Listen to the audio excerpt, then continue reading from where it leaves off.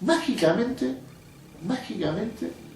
desaparece del escenario eso, y encima, como para reafirmar de que hay un cierto grado de ironía en todo esto, dentro de la propuesta que se nos manda por parte de la DINAVI hay 2 puntos que aclaran algo sobre la propuesta de Covipro de octubre del 2011.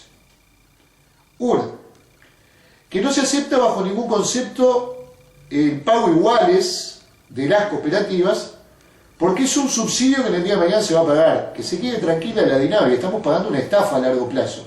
Hasta el día que no analicen eso no nos vamos a poner de acuerdo seguramente. Pero la segunda ironía, o el segundo desconocimiento, o el segundo atrevimiento que se toma, es decir que tampoco autorizan la cuenta como federación. Y esto a mí realmente me sorprende de grado extremo, porque si hay algo que jamás hicimos durante estos 10 años, tener una cuenta como federación. Voy a contar una infidencia.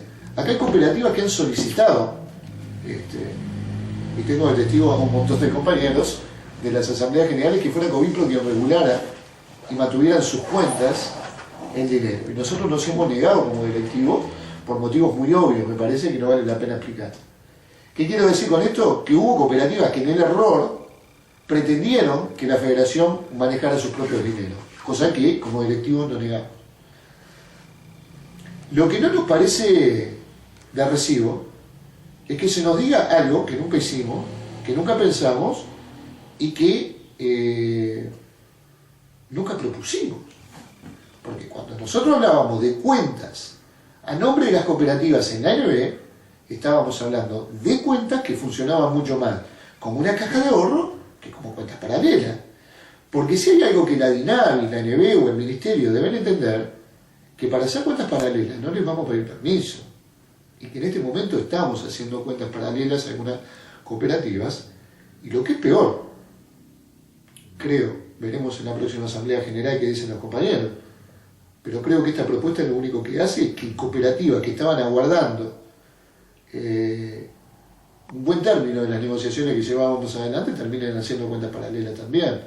Entonces, una falta de sintonía que estamos teniendo, que no es producto de las movilizaciones. Acá sucedió algo antes, que no sabemos qué fue lo que sucedió, que nos encantaría saber qué fue lo que sucedió, porque nos parece un poco mezquino decir que ciertas cosas cambiaron porque nosotros cambiamos las reglas de juego, y cuando preguntamos cuáles eran esas reglas de juegos, era que el convenio decía saldos iniciales y no las deudas actuales, saldos actuales.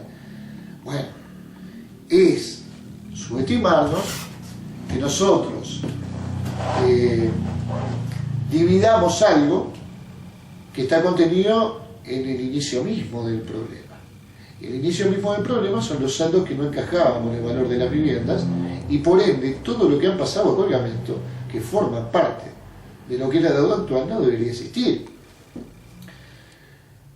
Y claro que vamos a ir tomando deudas actuales. A mí me encantaría que cualquier funcionario de la DINAVI que estuviera en una cooperativa, cualquiera, y voy desde la cabeza misma hasta el funcionario más anónimo, que formara parte de una cooperativa que debe 4.500 UR como deuda total, si pagaría.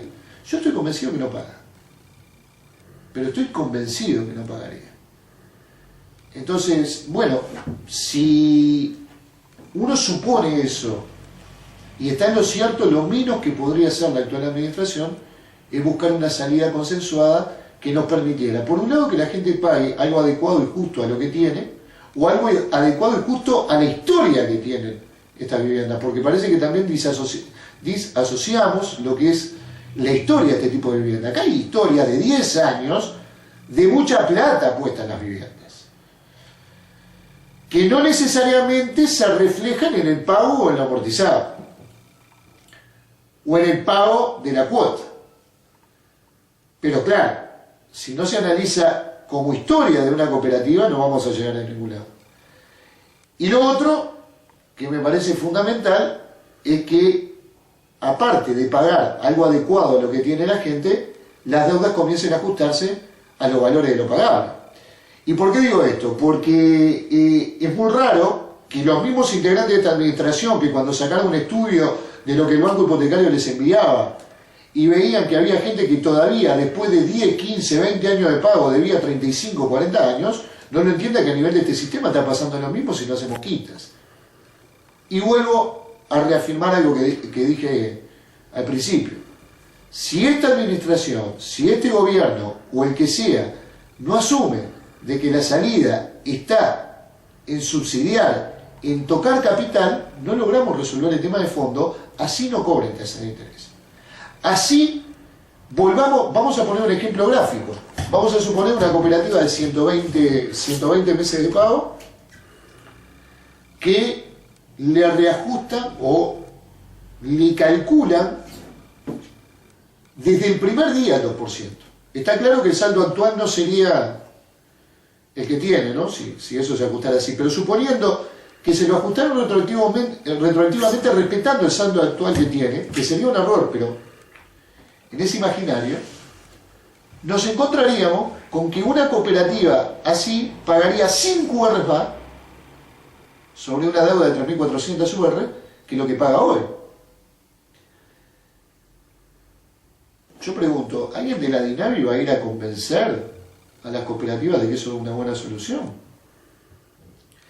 ¿Alguien de la Dinavi va a ir a explicarle a esa cooperativa que en los 20 años que le quedan de pago va a terminar pagando 60 UR menos que el actual convenio que tiene?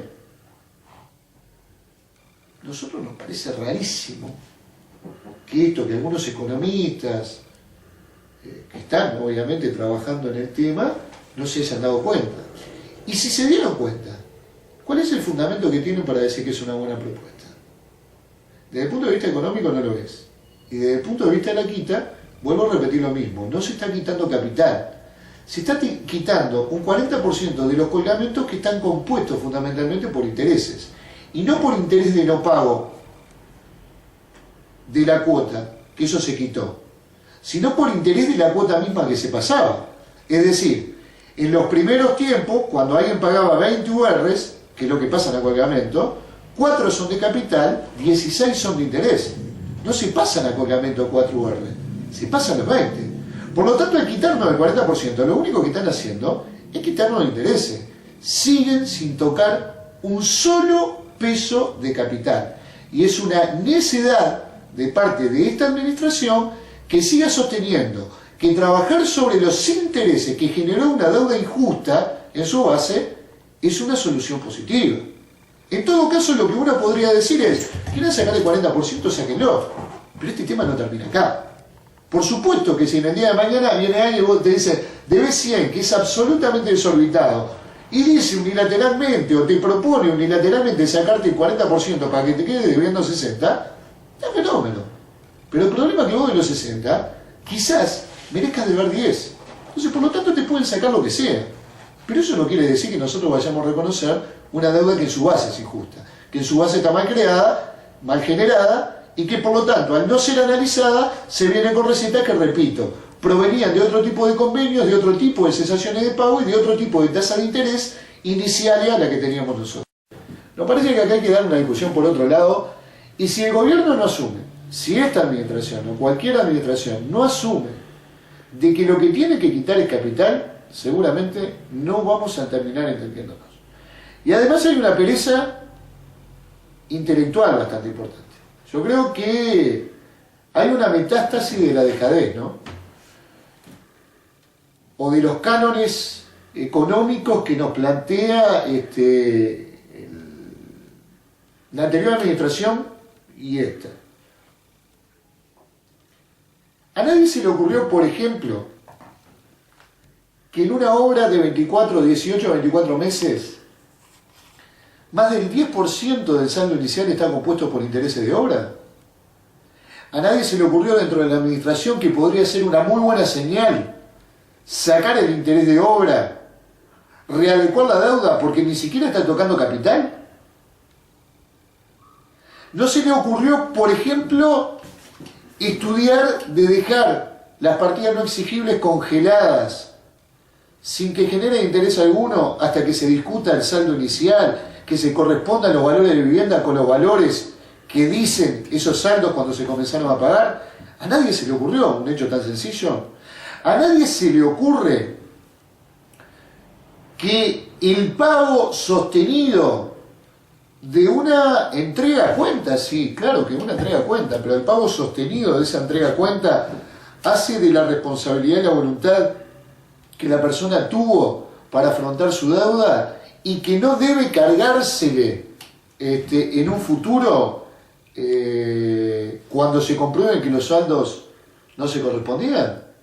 Es fácil, demasiado fácil, escribir alegremente que lo que no se paga hoy es un subsidio encubierto. No, lo que no se paga hoy es una estafa a largo plazo. Y eso es lo que esta administración debería reconocer. Porque esta administración, que hereda de muchas anteriores mamarrachos enormes con respecto al manejo de los dineros, no puede hoy elaborar una propuesta que lo único que hace es mantener esa estafa organizada en el cobro al usuario, que en definitiva fue lo que se intentó hacer. A nosotros nos parece absolutamente extraño que el actual Ministerio de Vivienda no entienda o no comprenda que no es lo mismo tratar con cooperativas que tenían menos de 2.000 UR de saldo inicial a cooperativas que tienen 5.000. Nos cuesta mucho entender que pueda ofenderse o malinterpretarse o decir que cambiamos el rumbo de la negociación, que sumemos el saldo actual con lo que enviaron de colgamento 3, porque en definitiva estamos hablando de una deuda total, y que encima proponen quitar 40% no de la deuda, sino 40% de ese colgamento que para nosotros está generado de manera por lo menos injusta. Por lo menos injusta. Entonces, a la hora de afrontar este tipo de discusiones, nosotros quizá tengamos que apretar un poco más el pie en el acelerador. Lamentablemente estamos perdiendo 2 años que se podrían haber avanzado dentro de lo que el gobierno pudiera. Nosotros no somos tontos, no nos damos cuenta de que una solución de esta magnitud requiere de mucho dinero. Pero lo que sí nos extraña es el impacto que se generó a través de la reestructura de deuda en los conjuntos habitacionales, impacto que, según algunos datos de la actual ministra de Vivienda, eran cerca de $1.000 millones que se pasaban a deuda interna o algo así, y que no se entienda que lo que ha sucedido con este sistema cooperativo residualmente es lo que sucedió en los complejos habitacionales o en la administración directa entre banco hipotecario y las empresas que contrató.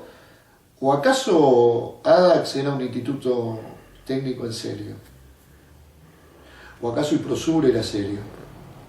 Y la otra pregunta, de los cooperativistas iniciales cuando se llenaban los padrones, ¿cuántos quedan actualmente como para poder decir fue la cooperativa la responsable de esto? Qué poco se afina y cómo se trabaja sobre muletillas, ¿no? A ver, el sistema de cooperativa de usuarios parece que nunca va a transformarse en propietario cuando se ha demostrado que no ha sido tan lineal el asunto. Entonces, el subsidio que se le puede haber otorgado durante años y en el día de mañana se transforma en propietario, no pasa nada. En Colonia vendieron un salón comunal por cientos de miles de dólares, una cooperativa de usuarios de ayuda mutua, que por supuesto, cuando vinieron con $500.000 en la mano, olvidaron rápidamente su historia. Ahí no pasa nada. Pero nosotros, como tenemos el mote de propietario, a pesar de que muchas cooperativas no van a poder nunca adjudicar en propiedad, donde ni siquiera se nos debe permitir, por lo que dice la letra chica de los préstamos, de la escrituración de los préstamos, transformarnos en usuario, por el mote de propietario ya debemos no solo pagar más, sino no tener determinadas exoneraciones o determinados beneficios, porque se predice de que vamos a ser propietarios.